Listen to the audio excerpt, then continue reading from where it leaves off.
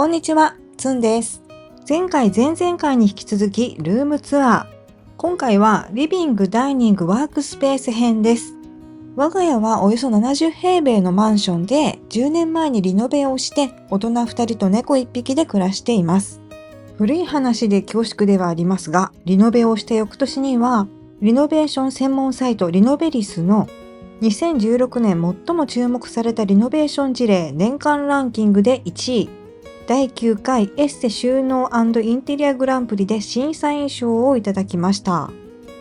参考になるかはわかりませんが、そんな我が家のインテリアや収納をご紹介します。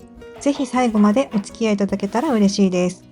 より詳しくレビューしている過去の動画とか紹介しているアイテムは概要欄に記載しておきますので、気になる方は合わせてチェックしてみてください。はい、玄関入って正面が LDK です。ドアノブがここだけ縦なんですけど、猫が自力で開けそうだったので、横だったものを縦に付け替えました。噂をすれば待っていましたね。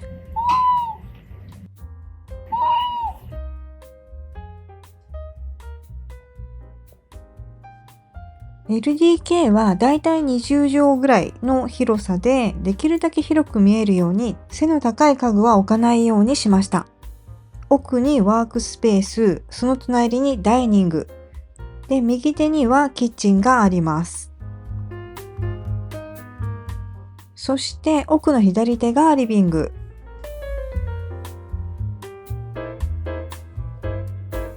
正面のアクセントクロスはリノベをした時に自分でペンキを塗りました。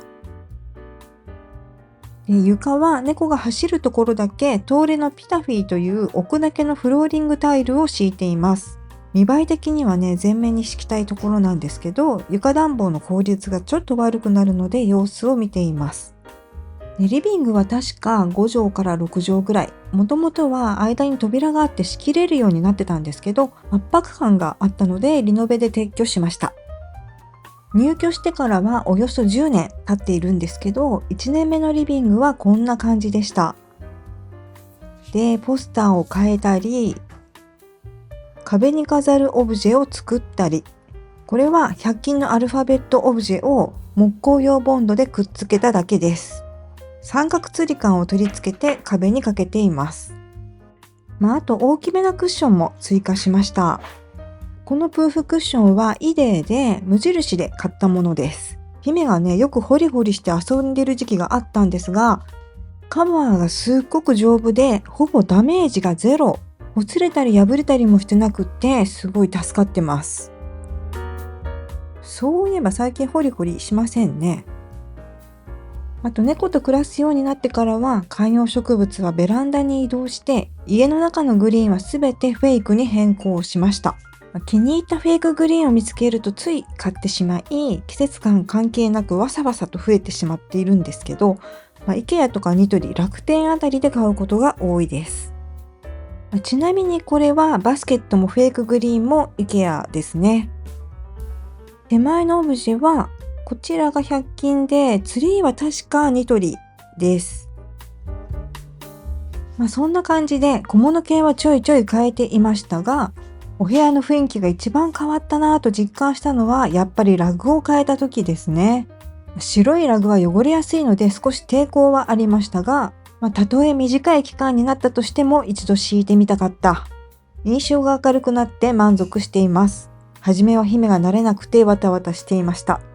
つい最近変えたような気がしていたんですが、動画の投稿日を見たら3年も経っていました。本当早すぎて恐ろしいですね。はい。で、以前のラグと比べると横のサイズが大きくなったので、実際に家具を置くスペースも広がりました。とはいえ、ラグの半分は猫様のお昼寝スポットに占領されています。使わないなら撤去しちゃうんですけど、姫の場合は数時間おきに移動していて、どこもまんべんなく気に入ってるみたいなので、減らすのは難しそうです。特に段ボールはマストアイテム。絶対に撤去できないのが悩ましいところ。猫飼いの皆さんはどうしていますか？ちょっと逆にお尋ねしたいです。はい、そして唯一の飼い主エリアはこのソファー。ダイニングをソファータイプにしたっていうこともあって、リビングには大きいソファーを置いていません。使っているのはジャーナルスタンダードファニチャーのロデチェアです。ゆったり座面の一人掛けでリクライニングできて完全にフラットにもなるので、テレビを見ながらゴロゴロするのにもぴったり。姫もお気に入りで、秋と冬はここも争奪戦になります。数年前にリモデルして、今はパーツごとに交換ができたり、リクライニングも18段階になったそうです。カバーも色柄、生地違いで豊富に揃っているところもこれを選んだポイントです。10年目を迎えてだいぶへたってきてるんですけど、今のところ他に欲しいソファーが見つかりません。で、以前レビューしたポータブル電源はソファーの横に置いて日常的に使っています。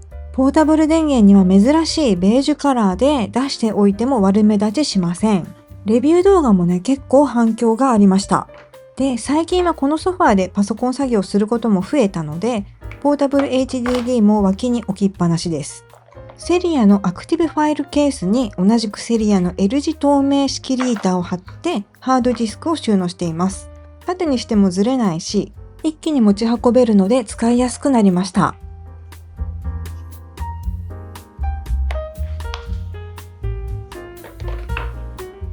あとテレビボードの横に置いているブリキのトランクはかれこれ20年ほど前に混乱ショップで買ったもの。2個セットで売っていました。上のトランクには以前仕事で使っていた素材集とかアプリとかを入れています。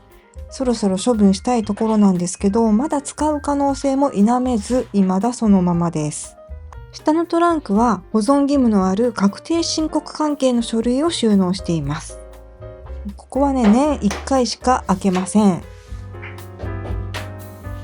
で、テレビボードの中はご紹介するほどでもないんですけど、年季の入りまくった DVD プレイヤーがまだあります。あと DVD は100均の不織布仕切りケースに入れています。とはいえね、DVD もいずれ見れなくなるだろうし、今後どうするかが課題です。はい、そしてリビングの背面にはワークスペース。リビングから見た風景はこんな感じです。デスクは IKEA で購入しました。買った当初はもっと淡い色だったんですけど、やっぱり経年変化でかなり濃くなってしまったので、3年ほど前にリメイクシートを貼りました。シートはね、洗面所と同じ3月のリアテック。ダイニングよりも大きなデスクなので、面積が広い分色が変わると印象も結構変わりますね。おかげで明るい雰囲気になりました。パソコンの下に置いているのは IKEA のエロベンというモニタースタンド。白と木目の組み合わせがドストライクで、ネットで見てすぐに買いに行きました。ペンやクリップ、糊やメモなどの文房具を収納しています。デスク上のもう一つの引き出しは無印の小物収納。6段と1段を2つ組み合わせて、ミニ付箋やホチキス、シュニクに消しゴム、スマホのケーブル系などなど、細々したものを収納しています。で、デスク横はムートのスタックドシェルフ。仕事の書類やカメラの機材などを入れています。この白い収納は確かディノスで購入したもので、もう20年以上経っている気がします。購入当時はファックス台として売っていました。懐かしいですね。今はコピー用紙や電池などを入れています。で、シェルフの上には猫様のキャットステップと六角ハウス。どちらもマイズーというメーカーのものです。マイズーの猫アイテムはね、どれもいい感じで、サイトを見てると色々と欲しくなっちゃうんですけど、壁に穴を開けてがっつり取り付ける必要があって、工具がないとハードルが高いのが難点。私も自力では設置が難しくて、リノベしてくれた工務店の方にお願いしちゃいました。とにもかくにも姫が気に入ってくれてよかったです。思惑通り窓から覗いている姿も可愛くて、これは買ってよかった猫アイテムの一つです。はい、そしてお次はダイニング。たまにご質問いただくこのソファーはアクタスのオウンシリーズです。私はレストランでもカフェでもソファー席に案内されるとちょっと嬉しいので、お家のダイニングもソファーにしようと決めていました。一般的なダイニングよりも低めな作りなので、よりリラックス感があります。普段チェアの一つは姫のステップに代用しちゃってるんですけど、来客時はテーブルにセット。大人5人がゆったり座ることができます。さらに並べ方を変えれば6人も対応可能。ぎゅうぎゅうに詰めて最高8人座ったこともありました。普段は2人なんですけど、テレビを見ながらここでゴロゴロすることもできます。姫はなぜかソファーの背もたれ部分が好きらしくって、ここでまったりしてることも多いです。なんでわざわざこんな細いところにって思うんですけどね。はい、そしてダイニングのテーブルはブランチという家具屋さんで購入しました。そして季節柄、今だけ限定ですが、今年はタペストリーツリーを飾っています。飾るのにも収納にも場所を取らないので、ツリーは飾らないけどクリスマスの雰囲気は楽しみたいっていう我が家にぴったりなアイテム。ここ数年人気なのもうなずけます。で、どうせなら少し飾り付けしたいなと思って、雪の結晶とか星の形のボタンを縫い付けて、LED ライトと100均で買ったオーナメントをボタンに引っ掛けて飾りました。安全ピンで留める方法もあるんですけど、小さなお子様とかペットがいるご家庭だったらこちらの方が安全かなと思います。はい。で、ライトをつけるとこんな感じ。やっぱりライトが灯るとぐっと雰囲気が出ますよね。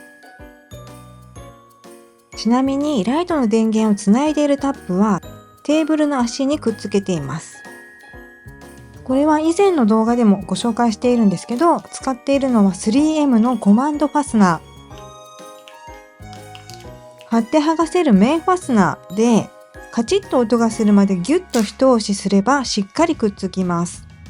簡単に外せるし、ファスナー自体も綺麗に剥がせるので、傷をつけたくない家具でも安心して使うことができます。で、同じシリーズでコードを束ねておけるコード用ハンガーというアイテムもあります。もちろんこちらも綺麗に剥がせるタイプです。はい、そしてダイニング横の壁に取り付けてあるのはキャットロードプラスというところのキャットハンモック。これは石膏ボードの壁に小さな穴で取り付けられるタイプなので、設置も簡単でした。最近は飼い主の夕食時はだいたいここにいます。料理中はキッチンをじっと眺めてたりもして、その様子が可愛いので、飼い主的にも大満足です。はい、お次はリビングのストレージ。これはマンションにもともとついていた既存の収納で、我が家では一番大きい収納なんですけど、奥行きが70センチと深めで微妙に使いにくいです。今までも何度か収納見直し動画を投稿しているんですけど、今はこんな感じで使っています。一番上は手が届かないので、小さい季節家電とか、売る時用に取ってある空き箱類。空き箱類は知らず知らずのうちに増えてしまうので、たびたび見直して不要になった箱は処分しています。で、取り出しにくい奥の方には過去の掲載誌などや使用頻度の少ないものを。2段目の手前は取説とか保険などの書類系。ニトリのファイルボックスに個別ファイルを使って分類ごとに分けて入れています。ラベルは分かればいいので超適当です。基本的に大雑把なんですよね。はい。で、その下は雑貨類。100均で買って余ったフックとかテープとか、予備としてポイポイ入れてるだけの状態です。見直そうと思ってから早1年が経過しました。この工具箱もね、結構古いです。デザインが気に入って買ったんですけど、重いのがネックなんですよね。で、こちらのポイポイボックスはカレンダーを再利用して折って作りました。その下は何かと使える新聞紙のストックや雑誌などをファイルケースに入れて収納しています。こういう斜めカットのファイルケースっていうのは見せる見せないを選べて便利ですよね。例えば扉のない収納で使うときも来客時はひっくり返しておけばすっきりできます。で、その横は薬類。中に仕切りを忍ばせて立てて入れています。引き出しは無印です。そして一番下は全部夫の本です。キャスター付きの本棚はニトリで購入しました。紙の本が好きで何度も読み返すタイプなので、本は増える一方です。私的にはちょっと困っています。で、最近購入したソーラーパネルはここの隙間にギリ入りました。あと扉の裏には一時的に保管したい DM などをクリアファイルに入れてフックに引っ掛けています。はい、そして右の収納はメルカリなどで使う緩衝材を、これはニトリのケースに入れています。で、その下には猫様のおもちゃ。これはボール系とかですね、バスケットにまとめて入れています。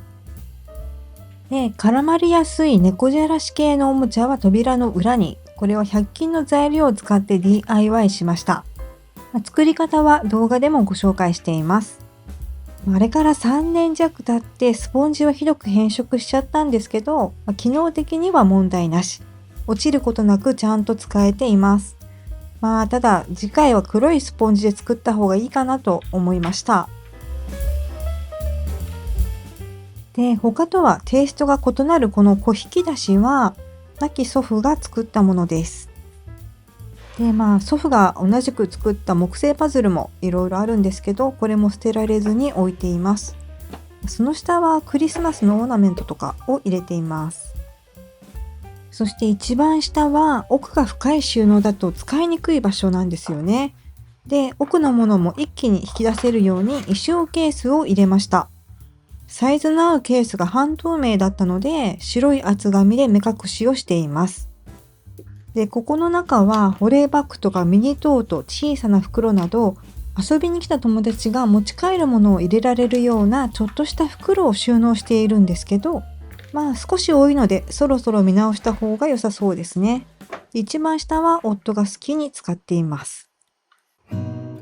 はい、そんな感じで今回はリビングとダイニングとワークスペースをご紹介しました。いつになるかはちょっと未定ではございますが、近いうちにキッチンツアーも投稿予定なので、チャンネル登録をしてお待ちいただけると嬉しいです。